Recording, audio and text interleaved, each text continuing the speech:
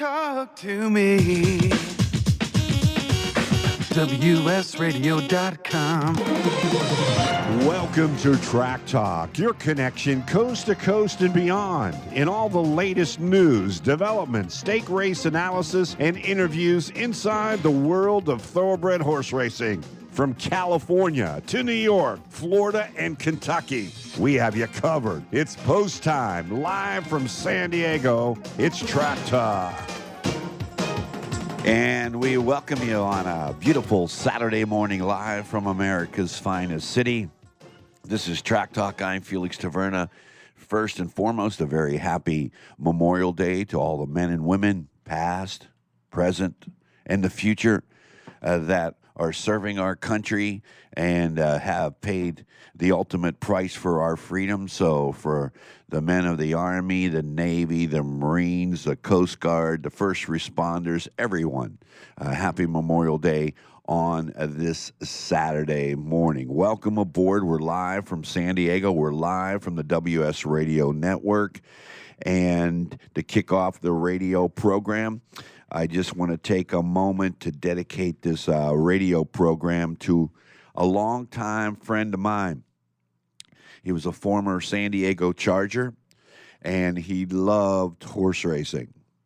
His name was Joe Beauchamp, and he passed away on Monday back in Phoenix, Arizona. And I know Karen and the family and his grandson, RJ, who plays for our friend Jamie Dixon's TCU Horned Frogs, are all feeling the pain, and all the friends, Tracy, Dennis, Fred, Livio, all who became family around the horse racing. The Veranda Cafe with Ricardo at Del Mar. Joe would sit there, and we would just have the grandest times. Off-season would be at Surfside at Tracy's Bar, and Joe was loved by all. He really was. He was loved by everyone that met him. And Willie Buchanan, the All-Pro, Green Bay Packers, San Diego Chargers, called me this week, and he reminded me of a situation that took place in 1976 or 77 when I was the DJ at the distillery, when Willie and Joe used to come in there and chase women and dance and be so cool like they always were. And we laughed and we chuckled, and we're going to all miss Joe. And to the Beauchamp family, native of Chicago, he was an Illinois bred, was a Cyclone at Iowa State, played for the San Diego Chargers for 10 seasons, and he will be sorely missed. And so for you, Joe, this Superfecta, which he was the king of the 10-cent Superfectas. He hit so many big 10-cent Superfectas that it was mind-boggling. And so, Joe, this Superfecta in this broadcast is for you, my friend, and your family. Joe Beauchamp, never to be forgotten. Tommy D is out there as we roll on a Saturday morning. Tommy D, new baby in the house. Gianna is now 1 month old. Luca, big brother, just must be Erica, your beautiful wife, mother of your children. Just must be a pleasant time in the TD household. Tommy D, welcome into the program. Good morning, everyone. Happy Saturday. I give also my best thoughts to the Joe Beauchamp family. I didn't know him at the level you did, but when I did see him at the track, he always did have a smile on his face and a great attitude, so he will be missed. But today we got a great day of horse racing, Felix. Churchill Downs, nice card there. That late pick 5 looks really nice. Santa Anita, some of the races are a little bit light with six horse field, but seems pretty competitive overall. I think there's some action and some value in the card, both cards today. Yeah, the Churchill Downs, they have a splendid card. Santa Anita back, Tommy D, as we talk about. Well, I hit the switcher. Okay, this is the second week back, and so we've had racing yesterday, which it seemed to be quite prominent. And everybody is doing whatever they can to promote racing. Churchill Downs, with their 26-day meet, kicked off last weekend. This week, they have a big card for Memorial Day. Have you been tuning in, Tommy D, in regard? Oh, yeah, definitely. Churchill Downs, as soon as that came back, I knew horse racing was on its way back to full capacity, if not full capacity. At least a couple more main tracks open, and you're going to see more main connections. And the bigger horses running. Some of the big-name horses aren't going to be running at the smaller tracks. So Churchill Downs, Santa Anita, both reopening helps the cause. The Belmont is going to be the first part of the Triple Crown. A very weird year, 2020. And they're going to shorten up the race to one turn. So the Belmont, known for the distance, is going to be switched up this year. And we'll see what happens there. But today, Churchill Downs has a great card, and Santa Anita. So there's definitely some value on both of these cards today, some maiden special weight and some stakes races where I think you could definitely connect and get paid if you could connect the dots. Yeah, we got to connect the dots, which Joe used to say all the time. The late Joe Beauchamp used to say, we got to connect the dots, Felix, you know. And I just want to say that the Iowa State folks are listening to the radio program. His brothers, his former teammates, as I mentioned, they were notified that this broadcast is in his honor. And Milwaukee, which Joe was a native of Milwaukee. He was born in Chicago, Illinois. He just celebrated his 76th birthday, April 11th. And I'll tell you, it's a heavy heart this morning, tell you the truth. All right, let's go up to Los Angeles and check in with the coupled entry, as we call it. Toby Terrell, Larry Zapp. We'll flip a coin. We'll see which one goes first. Larry Zapp wins the toss. He brings in his first analysis of the morning. Zapper, top of the morning. How are you, my friend? I'm doing very well. Good morning to all. And just hearing Tommy D with that ray of light, you know, Churchill Downs, like he mentioned, opened up. You know, each week, the last couple of weeks, we've seen tracks opening up. And, you know, not that there's anything wrong with Bonner Park or Will Rogers Downs. I actually have grown fond of hitting trifectas at Will Rogers Downs.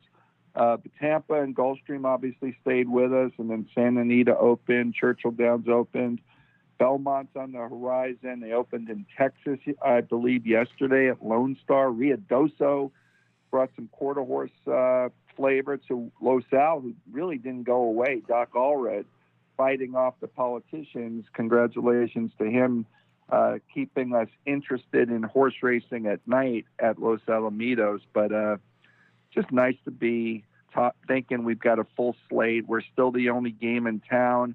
There's no doubt, Felix, that I think horse racing is gaining momentum and has a newer fan base through maybe the Fox show, maybe NBC Sports showing horse racing on weekends. Obviously, the people who talk about it regularly have had an opportunity to introduce. I disagree with that, man. Go ahead. Well, yeah, I'm just maybe a little rusty. I know you're being 5 minutes in the penalty box here, but I'm being Zapper. You're being Felix. Felix, you're 1,000% wrong. When you're the only game in town and people are sitting on their couch, bored out of their minds, tired of watching a 1986 Game 6 game of the New York Mets and the Boston Red Sox, and horse racing's fresh, and it hasn't. Okay, let me stop you right there. Let me stop you right there. All right? Now, here's my point. If you want to ask me my point of contention and why I said this, we got Fox. We got 7 hours of horse racing on Fox. Fox Sports 1 and Fox Sports 2. And guess what, Zapper? All 7 hours is all dedicated to Churchill Downs. No Gulfstream Park, no Tampa Bay, no Golden Gate, no Santa Anita. America's Day at the races, or it's America's Day at Churchill Downs. So hold on. You got a national platform, a sports platform that could expose racing to the masses at a time which is very important. It's the only game in town. And you're telling me that the powers that be have zeroed in on Churchill Downs 26-day spring-summer meet and won't offer any other of the tracks the opportunity to expose themselves to a national platform and a national audience? I think we dropped the ball, my man. Correct me if I'm wrong. Well, can I respond? You Felix, bet. can I respond to that? Absolutely. It's probably very similar. It is similar to Monday Night Football. You do not want to give them brand new people 5 tracks and confuse the crap out of these people. Come you want to on, give come them. on. There's 5 stakes at Churchill today, and I'm not even an advocate of Churchill Downs, but you got to keep a focus. You got to bring one game to a new party. You can't bring 5. It's like walking into It's a Vegas America's Day sportsbook at the races. It's not America's Day at Churchill Downs. Let's go to Toby Terrell. He joins us here on Track Talk. Double T at top of the morning. How are you? Oh, I'm doing great. I hope everybody out there listening in worldwide is as well on this beautiful Saturday. Zap's been watching too many movies with Amanda. I mean, he told me last night he was watching Shrek. It took him 2 days to watch Shrek, but I think he's changed a little bit. He's become the Felix, and I become the Zapper for a moment here. Toby Terrell. Fox not showing Santa Anita, Gulfstream Park, Golden Gate, America Day at the races.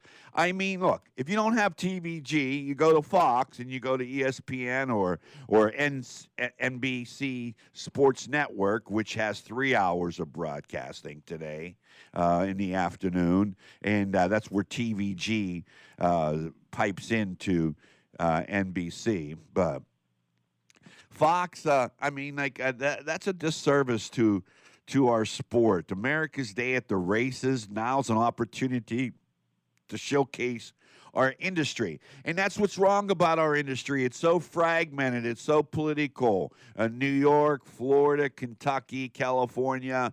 Left hand doesn't know what the right hand's doing, and they've never seen one another. And the bottom line is that we have an opportunity to advance the sport now with the other sports being dark. And I don't think we've done anything great measure. I think we've gone backwards rather than forwards. What do you think, Toby? Well, I think, first of all, as far as the Fox coverage goes, that was all done under contract. And if you weren't a part of the contract or didn't get on or into the contract, you weren't going to be included on the show. I mean, you do have logistics involved and broadcast, arrangements that have to be made from each of the racetracks. And Tampa Bay, a big-time benefactor. They have done amazing work at Tampa Bay in Florida. They deserve a giant tip of the hat. They handled $8 million on a Wednesday a week or two ago. That is more than we handled at Santa Anita yesterday. Kudos to Tampa Bay for being aggressive and pushing the right buttons. Santa Anita, quite honestly, guys, we are going to have to step up here in a big way, or we are going to be left out of what I will call the big 4 circuits that will survive and thrive into the future. Yeah, we all have to. We're in dire straight situation right now with the COVID-19. I mean, we are doing things completely like we have never thought we would ever imagine to do them. The calls. I mean, when you have the trainers and the draw is what I was looking for. I couldn't think of the word. The draw are done. Technology-wise, they're doing it with a Zoom, where that it used to be all man-to-man, but now the agents aren't even allowed on the track. The jockeys work the horse. They got to go back to their car. The jockeys in Southern California have to be on the track. And so everything is changed right now.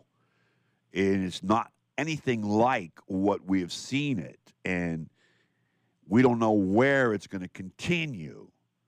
We have already seen racing without any fans, sports without any fans.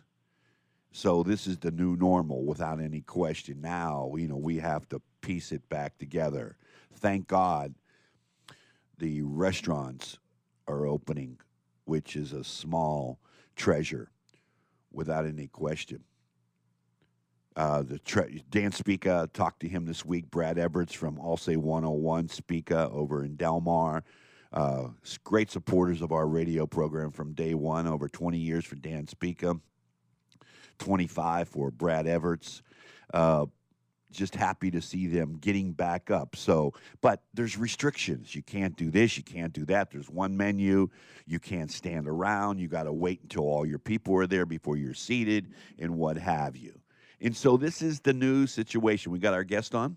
Aidan Butler is joining us live from Santa Anita. It's pretty timely. Aidan Butler, the man who got Santa Anita back up and running with a lot of effort. They had to go to the county supervisors, and they got a 5-0 vote to get that approved. All supervisors said, yeah, if they can meet these regulations that we posed on them, then we'll be able to do that. And then we had to wait about 10 days for the health department to sign off on that. And I could just imagine, ladies and gentlemen, no, I can't even imagine. Let's Aidan Butler come in here and talk with us, and we welcome him for the first time on our radio show, Track Talk. Aidan, the top of the morning, thanks for joining. Thank you for having me, Felix. How you doing, my friend? I'm good. We had, as you probably know, I'm in the kind of the restricted zone / quarantine. So I spent my evening listening to really good stories from a bunch of top jockeys. So it's actually quite fun. It's one positive that came out of it, that at least we get to, because we've all been tested to make sure we're all clear of COVID. We all get to eat dinner together and chat. So it's great. It's not the worst evenings I'm having. Yeah. I want to get back to your work. How much did it take? I mean, when you proposed it, did they keep on making changes or additions, or did they keep on asking for a lot more? I know it probably was a large entailing. Break it down in a Reader's Digest version, if you could, and tell us exactly what you had to go through. So it was, there's quite a few moving parts to it, as you can imagine. I'll start, just to not bore everybody, from when we were told to close. I immediately reached out to LA County, because fundamentally the supervisor's office oversees the whole of LA County, and that includes the health department. We had a dialogue straight away, and they were really concerned, primarily because of the size of LA County, that should anything go wrong at the racetrack, it could have quite the impact to the surrounding area, as there are, as you know, 750 people on a normal day that live here, not counting the extras we've got now because of the COVID quarantine. So we had a good conversation and a chat, but it became very apparent that they were willing to just do what they've done in Orange County, or fundamentally what they've done in other states, such as Florida with Gulfstream and Arkansas with Oakland Park. So we were stuck.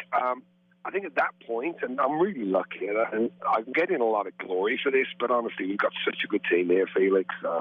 And even, from corporate all the way down, everybody is really great. And I think at Santa Anita, because of the, some of the troubles of the past 18 months, everybody's become very resilient, but also very smart, and we're good at solving problems that other people maybe aren't as good at. So we looked at it, and I said, there's going to be, the judgment call I made, rather, was that this isn't going to be the sort of fingers and hope for the best. We've got too much riding on it. It's not just the fate of Santa Anita, but it's the fate of all of us, including all the careers that are attached to horse racing at Santa Anita, and the knock-on effect across the industry, from all the way down to farms, breeding, every aspect. There's thousands and thousands and thousands of lives and, millions and millions of dollars at stake here. So took more of a scientific approach. Again, not being able to say that a little loosely, but we did, get the advice of people like Dr. Seftal, who's an infectious disease specialist, and we put a plan together that I felt I can't leave it up to anybody to make a decision based on their own gut. If they're going to use science, and that's what's being used at the moment, science to make decisions based on public health, then I'm going to have to come at it with a plan that really puts all of those worries to bed. And that's really how it started. We did go back and forth, but LA County and Catherine Barger, and I saw a bunch of stuff online. You got to give credit where credit's due. They stuck to their guns. We worked very hard over here, but fundamentally, they stuck to their word, addressed all. So I think I always give credit where credit's due, and forget anyone's personal opinions. In my eyes, if somebody does the right thing at the end of the day, they should get accoladed for that, and not the other way. But that was probably longer than the Reader's Digest version. But in short, super excited to be back, and the place has never felt so good, even though there's nobody here. Yeah, I've been saying this for a long period of time, and the cohorts that make up this radio program, Tommy D, my co-host, Toby Terrell, 25 years being on the radio, 20 years, Larry Zapp, been friends and been on for a decade. We always have said collectively that we definitely need California to survive in the Big Five in regard to racing. But I didn't understand about the jockey stories until I thought about it just as you were talking. You have RVs on the track where the jockeys are quarantined from Thursday to Sunday, I do believe. Can you elaborate a little bit about that? Sure. So part of the worry was that people can go home, and that's bad in two ways, right? If you go home and you happen to pick it up at the track, now you're infecting the outside world. And worse than that, if you're at home and you manage to bring, say, COVID with you to the track, there's a lot of people here. So you from the backside, people who live here. So there was a worry early on. We decided to get what we call it a restricted zone. And what that means is anyone who participates in racing, in fact, everybody who's on the track on a race day on the front side gets tested for COVID every week. Once you have your clearance back, you're allowed into the restricted zone. But once in, you have to stay. So in short, we have a heck of a lot of RVs. We have about 50 people living at Santa Anita, me and Nate Newby from management being a couple of them. And we just basically get to... benefit is we get to hang out together because now we've all been tested and we're all clear. We get to eat together and hang out. The negative is there's a bunch of other protocols we have to put in place to allow the jocks to still ride without coming in contact with anybody from the outside world, so to speak. So it's it was a little complex to put together, but it seems to be working really well. And actually, we had our friends from Del Mar come down yesterday to see what we're doing. So we had Tommy and Josh come down. It was great, and they had some ideas, and I think if we can help, we'll try to. But what we did allowed us to continue. But the fun part of that, like I said, is I get to sit and have dinner every night with Mikey Smith and Drayden and Aaron Grider, and they got some stories, those guys. They sure do, and good guys. Our jockeys are really good guys. Are really good guys. Aaron Grider has done a lot. Mike Smith, a longtime favorite of our radio program. Where do you see it going? I mean, this has only been now. We opened up last week, so we're talking about gingerly 4 or 5 days, and it seemed like I have some questions, and I'm sure my team here have a lot of questions. So I'm going to ask you, where's it going to go? And then I'm going to go ahead and toss over to Toby Terrell, Tommy D, and Larry Zapp, because I'm sure they have a question. Because, hey, let me tell you something about this, Aidan. Let me tell you that these three guys that are on this radio show, and the guy that I'm looking across the studio, Wade Taylor, we have fought the fight so valiantly for Santa Anita during the times of the last 18 months when it was ugly, and I got the utmost respect for the management team up there. Nate Newby has done so much. Tom Quigley been a long-time friend. I want to tell you, we have taken so many hits here in California, and here is another one. But I think the real truth is of any situation is that how tough you can be and resilient you are to fight back is always possibilities to overcome. But where do we go forward from here, Aidan? So, I mean, that's a big question. So, with regards to COVID, we've got a few weeks of racing, we've got 5 weeks left. Hopefully, this thing dissipates in the outside world, and every time the outside world opens up, or rather, LA County opens up, we will move in lockstep with them.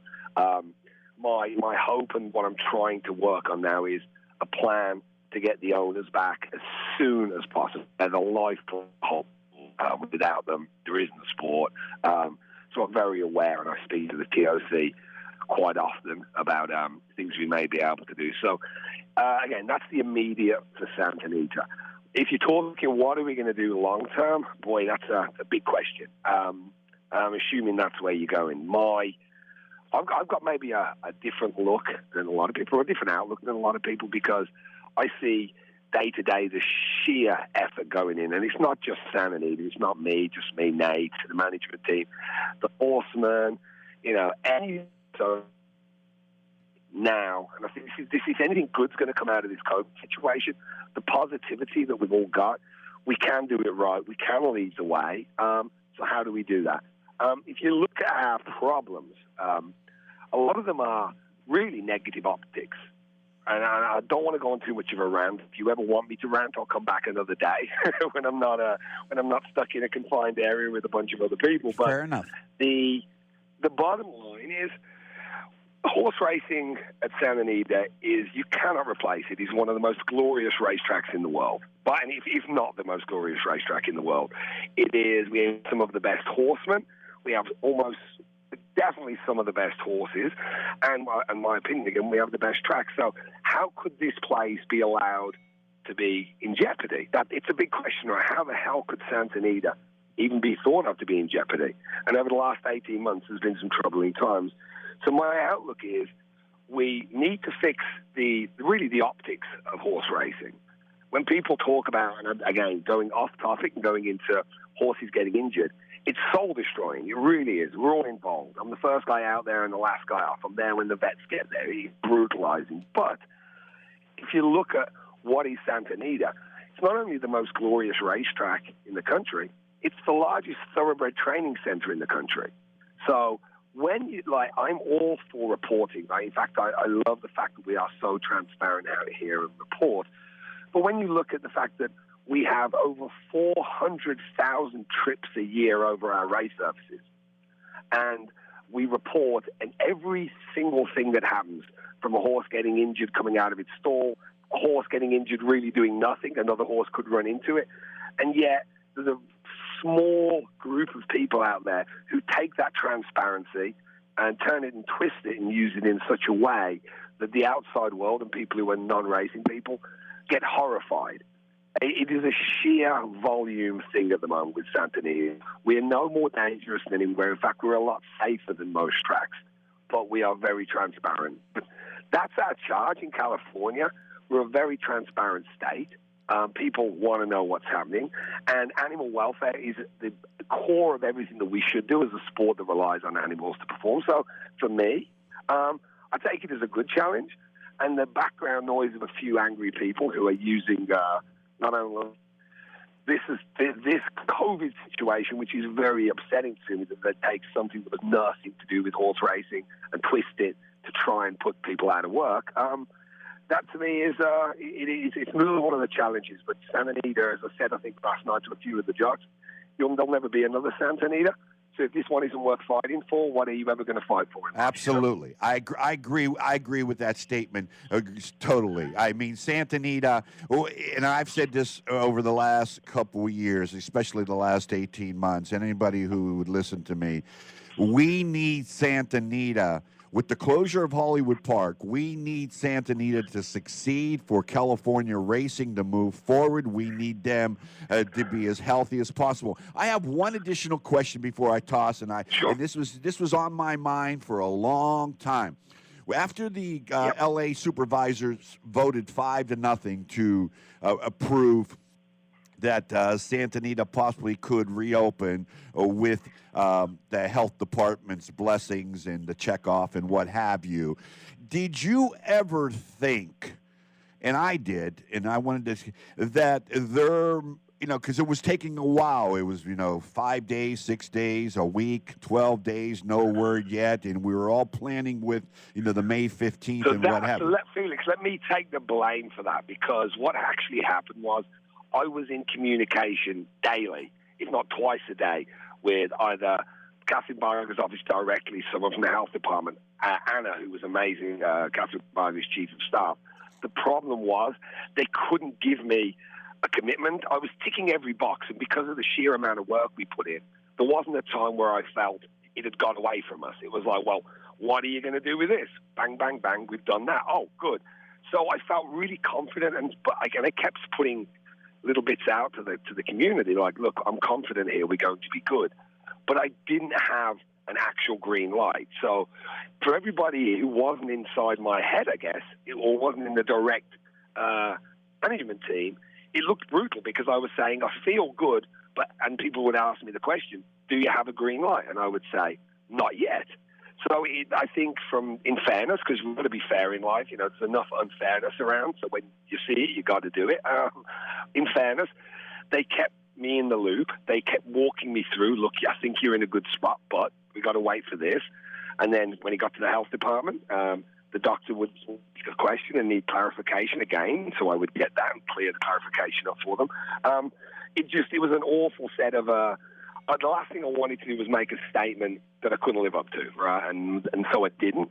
But let's just put it this way: I'm glad we ended up getting the green light, because I don't know we would have ceased on Friday. I think we would have just kept going. We all got dressed up.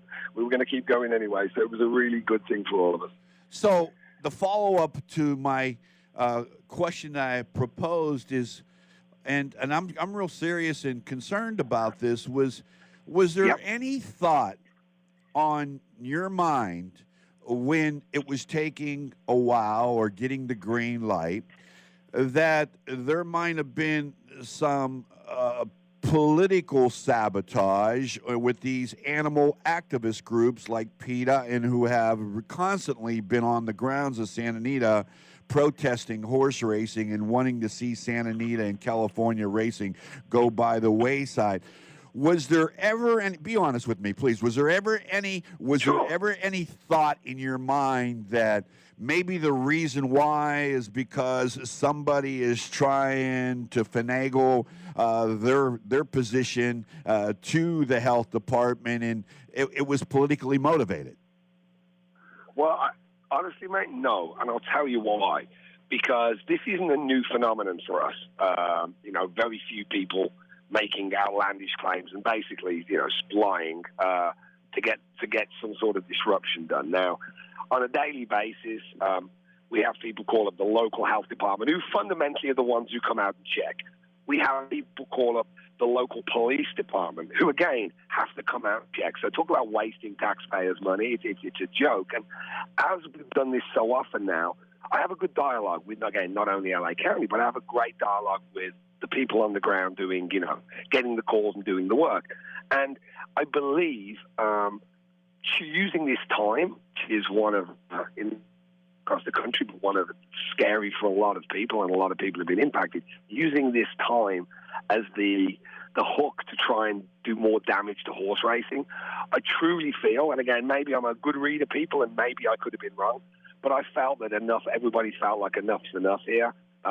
So I think it didn't get much traction. Now, is there political influence with regards to animal rights? 1,000,000% yes. I just think in this instance, having spoken to Catherine Barger personally, I didn't get that vibe at all.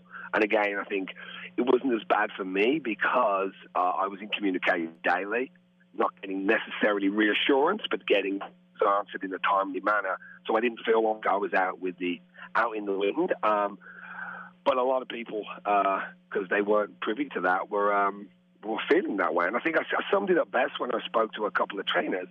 And they were asking, and they were worried, and should we take our horses to other tracks? Kentucky's opening up. Should we get some horses out of here? And I had to say one thing that I can't believe I still said it this day. I said, hey, do you trust me? And they were like, yeah. And I said, well, then you got to run under the assumption that maybe I know something you don't know. And they both looked at me and went, fair enough. And I think that was, you can't, sometimes during a broader negotiation and conversation, Felix, you can't explain to everybody when things seem to be going right. You can say it's a thumbs up, it looks good, but I couldn't lie, and I was never going to tell a fib. And the fact was I didn't have a green light until we got it. So all I could have done is be reassured by the health department, or rather Catherine Barger's office in the county, that we looked like we were in good shape. So not an easy answer still, and a little long-winded, but of all the things I feel that potentially some of these extremists have a say on, that this wasn't one of them. I was quite confident all the way through. And the Catherine he is speaking about is the L.A. supervisor that handled the territory in the area of Arcadia, and we got to give her, a pat on the back and a congratulations and a welcome to the industry, because I believe that she might have been the major force within that realm to move forward. We talk about Santa Anita. We go years and years, and people listening to our show, I know that we have our good friends Bob and Kathleen Verratti listening. They're horse owners. Independence Hall, I want to shout out to my boy up there, also known as Franco Harris. He'll be back, and when he does, you'll be hearing him by the end of the year, Independence Hall. The Verrattis are listening back in Philadelphia. We got some friends listening in Iowa. We have some friends listening in La Costa. We have some friends listening in Arizona. But we talk about generations. Toby Terrell has been third generation of his family to be at Santa Anita as a clocker and also publishing the winner's card. Toby Terrell for Aidan Butler, you got the floor, my man. Well, first of all, I'd love to listen to Aidan go on a uncensored rant. I look forward to that, hopefully someday soon. I was fascinated by your background when you first came on the scene, and my first thought was, Aidan, that you were the man that perhaps could lead California into a new era when it comes to maybe merging sports betting with horse racing. And first and foremost, for all the owners listening out there, could you shed any light perhaps on maybe the path that we have right now to making that happen at the Southern California tracks, to have sports betting perhaps on the docket? Yeah, good, friend. I think a little background maybe can clear a few things up. I'm a third-generation horse racing bookie. My grandfather was a bookie in the UK. My father was a bookie in the UK. I actually worked 35 different racetracks. And without boring everybody, that's really working. And you have to travel to them every day. And you set up your stall and you create it. So kind of it's been in my family forever. Actually, prior to it being legal as well, which is always amusing to me. But when I joined the Stronach Group, one of the duties I had was to look at, the future of sports wagering and how it's coming thick and fast, state by state.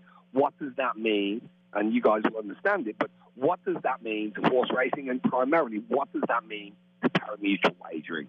As you're all aware, the engine of our whole gambling system and the engine of our economics is all kind of tied to parimutuel.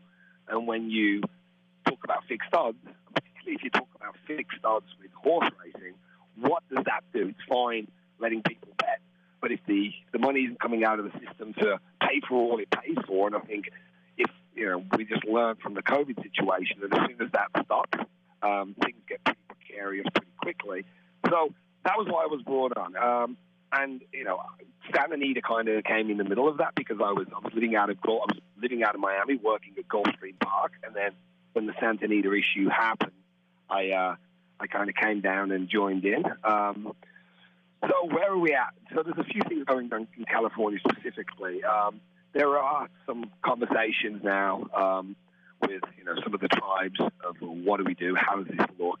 Is this something that we're going to do from a bricks and mortar standpoint? Is it something we're going to do and try and do online? And then on top of that, what does that look like? Is that a Santa Anita? Is it a Stronach Group kind of sports book? Is is, again, if it's online, that's different. If it's localized for a place like Santa Anita, with its location and the size of the building, it would be an amazing sport. So all of these things are now in conversation. As you're aware, we do not get any subsidy in California, which is almost always a bad thing. Wasn't necessarily as bad during COVID because we weren't relying on money from casinos anyway. So a lot of states that do rely on subsidy were in trouble even quicker when the casinos stopped operating because they really couldn't afford to do much. Whereas we don't get that subsidy, so we kind of we kept trucking along as best we could. So yeah, I mean, look, just to be short with an answer here, we need some sort of sports wagering for Santa Anita to thrive, for the industry to thrive. We need some sort of sports wagering.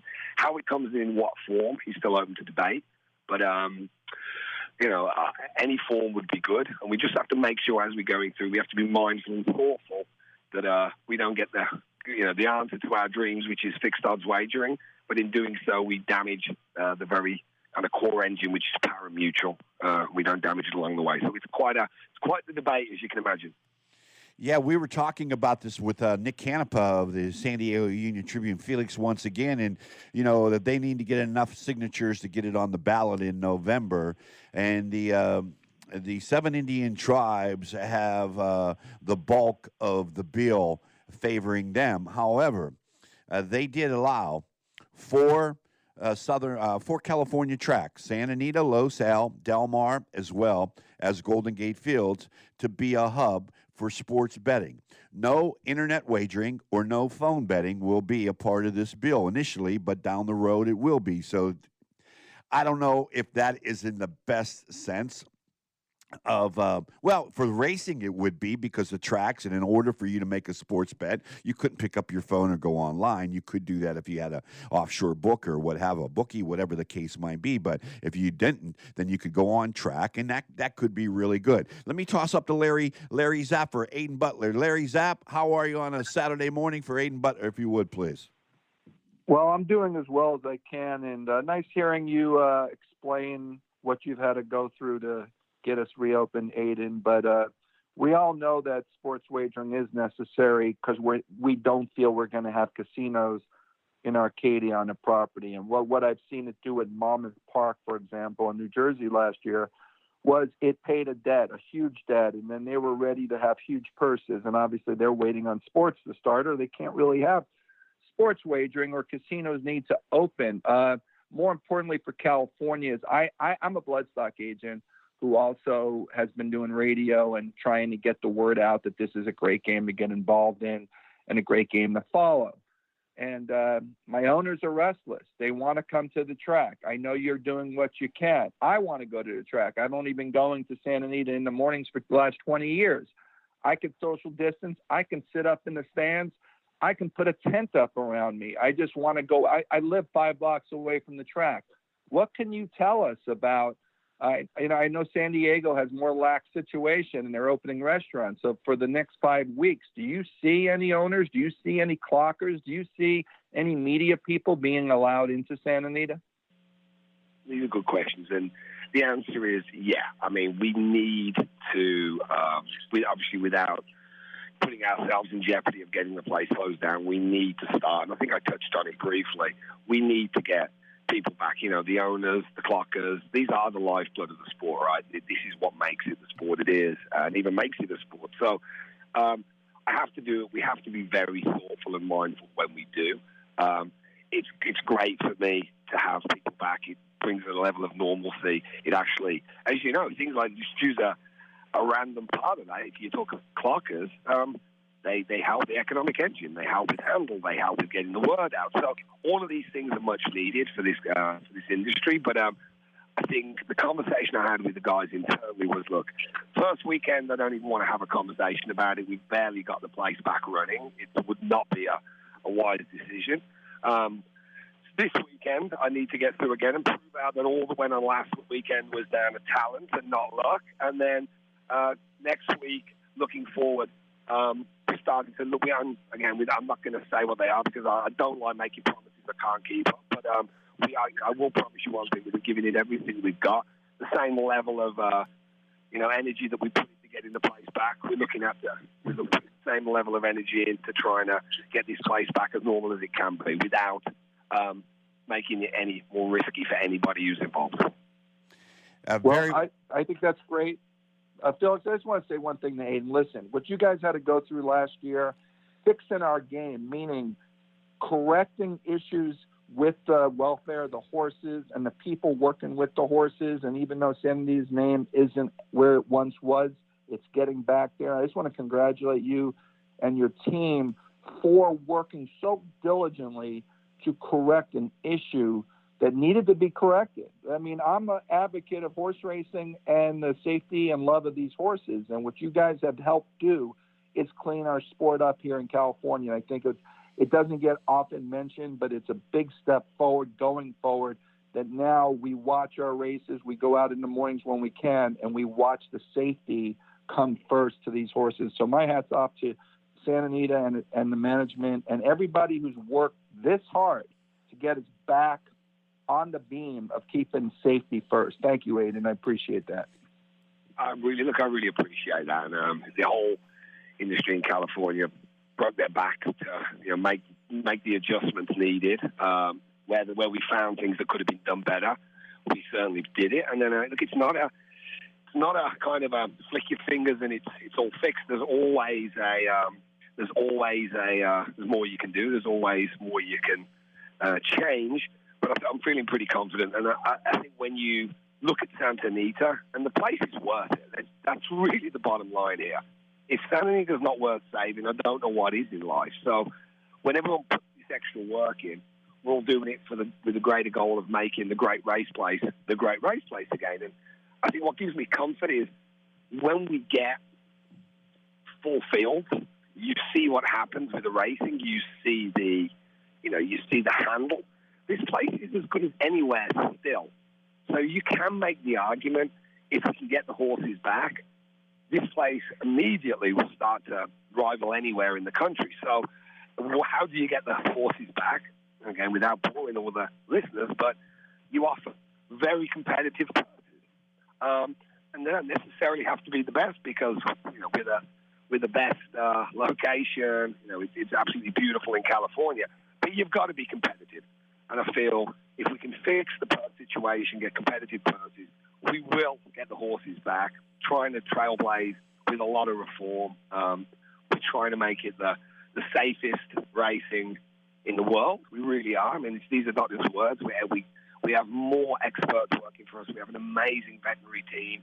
And luckily, because of the size of the Strata Group, we have a lot of firepower internally, deep think these things. And if we can just get a little more of sunny skies ahead of us, we'll be good. And I'd say that truthfully because I've put enough work into this point where I think everybody sees it. I'm pretty earnest about it. Aidan, you've been a treat to be on with us this morning. We appreciate it. Like I said, we are all in with Track Talk with Santa Anita. We've been there. We went the heavyweight fight. We went the 15 rounds over the last 18 months, and it's people like your management team of Nate Newby and Craig Fravel, who have been longtime friends, and our friends Tom Quigley and Michelle Yu and Peter, and who put the show on that we know and we love. We care about this. The agents, Vince Gregory's been in contact with me. Tony Matos, agents, they're all concerned. Jockeys, Drayden Van Dyke has reached out to me. We all want to see California survive. This is the unknown times in the world, not even racing. How important is racing when you see people dying around you and having a pandemic? So, racing has its place, but a great job by you. We will continue to apply the pressure. We thank you very much for giving up your Saturday morning, and we will talk with you real soon. Thanks, Aidan. I really appreciate it. Thanks for all your help.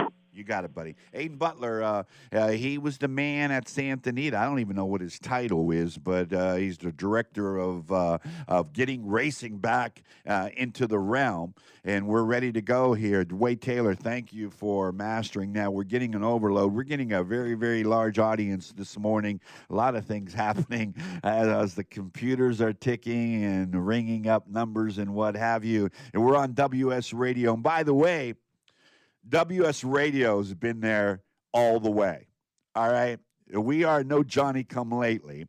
We are there from the outset, and we've been there. And the team that we have here, Tommy D, Toby Terrell, Larry Zapp, I wouldn't trade them for anybody in the world. Not only do I love working with them on the radio, I love them as a part of my family, and I really mean that.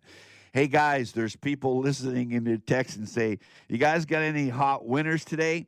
First, you, Toby Terrell, give us one winner at Santa Anita. Doesn't have to be a maiden race. Give us the horse you're betting. Well, first off, the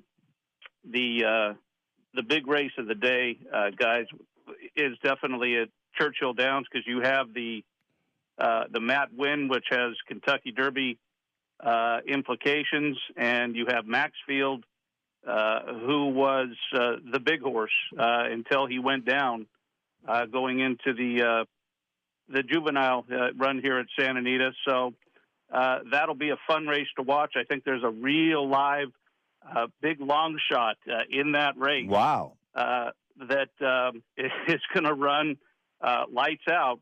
I don't know if he can beat Maxfield, but he will run lights out. And his name is New York Traffic. Trained by the Gulfstream big outfit of Mr. Safi. So New York Traffic I'll be watching and betting a few dollars on in the Matt Wynn. And, here at Santa Anita, I've got to actually pull up my sheet. You do that. I want to. While here. you do that, you pull up your sheet. You pull up your sheet. I want to go to Tommy D. Tommy D, give us a winner, my man. Tommy D, you there? Yeah, I'm here. So taking a look at the card here at Churchill Downs, I thought, the horse is 3-1, but in race 8 in the Tappan B, I really like number 14 Elms, 4 for 4, winning each race nicely. Michael Stidham and Paco Lopez. This horse should be right up around the front there. Godolphin Stable, they're hitting at 42%, 3-1 there. I think it's a competitive race. You might be able to get that. It might go 2-1, but that looks to be a pretty strong play today at Churchill. All right. And Tommy D, we're going to circle back around, and we're going to get you, we want your input in regard to Santa Anita. Let's go to the eye, the Zap Eye. He's finding tomorrow's winners today. And as the sales, the sales will change. I had a long talk with a bloodstock agent this week and said, how's this going to affect the sales? Well, we don't know. We don't know very much about anything. But I do know one thing. My man, Larry Zapp, is on the line here. And I'm guaranteeing this right now, just like Joe Namath guaranteed that he would beat the Baltimore Colts in the Super Bowl. I'm guaranteeing that Larry Zapp's going to give you a winner somewhere around the country today. Zapper, take it away. Well, it's Santa Anita, a horse that I'm involved with. We picked out back in 2018 at a yearling sale. Her name is Sugar Pickle. She's the one horse in race number 7. We cashed a nice gamble at Los Al last December on a good track. We sprinted her. And why didn't we stick with sprinting her? Well, we tried routing her because her pedigree said so on the turf twice. And let's just say our last race didn't go as well as planned. We were allowed to refresh her during this COVID situation. She's sitting on Go Felix. She's back sprinting on the dirt, which is what I think she wants to do. She's 6-1 in the morning line. She's got that rider, Cedillo, who won on her at Los Al in December. So hopefully all systems go. 6-1 morning line. Race 7, number 1, Sugar Pickle is today's as close as we can get to a guaranteed winner. All right, that's my man Zapper. You know what I'm thinking about doing, Zapper? I'm thinking about getting in my car after the show's over, driving up to your and Toby place, and watching a movie with you and Amanda tonight. I would like to see Shrek. I've never seen Shrek, and maybe you'll watch it again. So that might be a possibility. Any restaurants open up there? Toby's the expert on that, but I think not to sit down and enjoy. I kind of been cooking. I've become Bobby Flay at home over here. Yeah, we need to cook. We need to cook about a case of Heineken's. Toby Terrell, where's your best bet at Santa Anita today? Give us something good. It doesn't have to be a main race. Give us something good that you have been following along, and we could plunk a few dollars down. Okay, I'm going to give you double the pleasure here. Race 2. The 4-horse Believe Now. No barn hotter at Santa Anita than Whitey McCarthy, Michael McCarthy, as he likes to be called these days.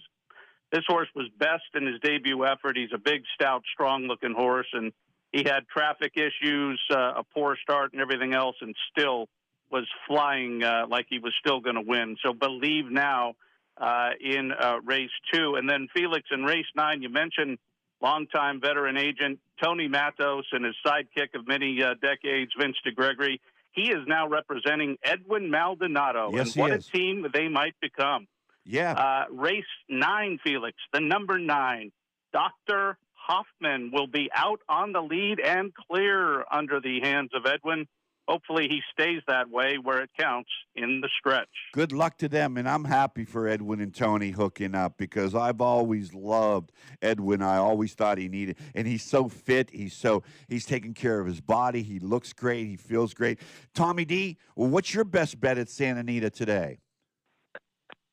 Yeah, I'm going to go with, take a shot here and go with Texas Wedge here in race 5 in the Daytona. Very competitive here. But I would expect Peter Miller to have this horse ready to fire at Santa Anita. That's race 5. I want to see you guys so bad. I want to see Zapper, Toby. I want to see your brand new baby girl, Gianna. Best of health to you, Tommy D, and your lovely wife, Erica, and my man, Luca Bear. Hope you're listening this morning, Luca Bear. You got a little sister now that you can protect for your entire life. I want to thank Wade Taylor for WS Radio. We did a number of productions this week. We did a great Sport Kids podcast with Garrett Stubbs, who went from the Little League to the Major Leagues. A Del Mar kid that was just absolutely fantastic. Sport Kids with Garrett Stubbs. We did the split-second Sports Challenge trivia show last night with Nick Hines, rallied to beat Mark Dosch to move forward. And as I mentioned on the top of the broadcast, it has been a trying week because all who knew him lost a great soldier and a great ambassador to thoroughbred horse racing. He loved this game. I mean, he loved it like none other. I think he might have loved it better than playing football because he was the king of the 10-cent superfecta. His name was Joe Beauchamp. He's a former San Diego Charger, born in Chicago, raised in Milwaukee, went to Iowa State, came to San Diego, played for the Chargers, always visible at the Veranda Cafe, always accessible, always had a smile on his face, and he will be sorely missed. So for the Beauchamp family, Karen, his children, his grandchildren, and all the friends here in San Diego, Tracy, Dennis, the Warriors, Sarge, everybody, Alivio, Fred. We will miss you, Joe. It will never be the same without you. For WS Radio and my team right here, Tommy D, Toby Terrell, Larry Zapp, Aidan Butler has been our special guest. Want to shout out to Bob, Kathleen, Donnie down in Hallandale, Florida, Tom in San Diego. Go get them today. Line of action today. Happy Memorial Day weekend. And remember, for us to enjoy our freedom, somebody paid the price. Adios.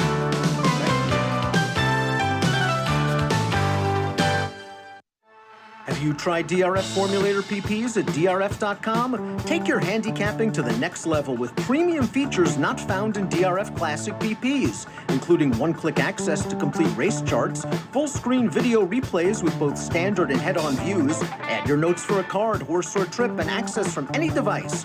View Timeform US pace figures, get customized printing options, and so much more. Try DRF Formulator PPs today at drf.com/PPs. Hi, everyone. Felix Taverna for Rough and Ready Moving and Storage. From down the street to across the country, if your move is too tough, you call Rough. That's my man, John Ruff, R-U-F-F, Rough and Ready Moving and Storage. Local or cross-country, military moves, corporate relocations, packaging, storage. They have it all in the Temecula Valley. That's roughandreadymoving.com. That's Rough and Ready, R-U-F-F, and readymoving.com. When you talk about San Diego legends, you got to talk about Big John at Tip Top Meats, a European delicatessen unlike anything in San Diego. You know, it's located in Carlsbad, and traditionally, it's been a fan favorite for many. Big John does it right. With the holiday season just around the corner, it's your best bet. Big John, tip-top meats, and top-shelf fish. I mean, that's a daily double. You've been there, you know, it's legendary. The most trusted information provider in horse racing is now the leading logic in sports handicapping. The daily racing form has launched DRF Sports. Visit sports.drf.com to learn more and get the edge you need to win big. Access their exclusive database of trends and powerful angles for just $5 per week. And if you use promo code PENNY, you'll get your first week for just 1 cent. Visit sports.drf.com today. Hi, this is Felix Taverna, and I'm here to share with you a great place to begin your day, and that is the Broken Yoke Cafe. 15 San Diego locations to serve you. Downtown, Mission Valley, Bonita, East Lake, San Diego State, Point Loma, Mira Mesa, Del Mar, La Costa, Escondido, Oceanside, San Marcos, and Rancho San Diego. Benedict's, omelets, French toast, crepes, pancakes and waffles, sandwiches, wraps, burgers, soups, and salads. Start your day at the Broken Yoke Cafe. Life is full of misadventures, from car crashes to home fires to getting choked out on the mat. Yes, I said getting choked out because I'm Carlos Kramer, jiu-jitsu competitor, MMA and media personality, and mild-mannered insurance agent. You can follow my adventures on Kick-Ass Radio, and I can protect you from life's misadventures at Kramer Insurance. Home, auto, life, business, and workers' comp. We're at KramerINS.com, and I want you to join my world.